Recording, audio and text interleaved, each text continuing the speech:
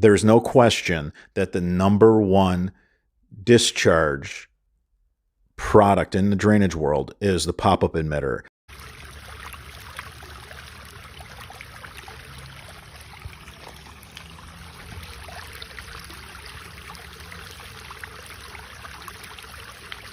But there's also no denying that the number one problem with the pop-up emitter is the grass grows over it and then you can't discharge your water.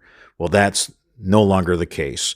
We've come up with a turf restrictor plate. We build the pop-up emitter inside the turf restrictor plate. It's stronger and it has a bigger outlet than any other pop-up emitter ever made, ever designed.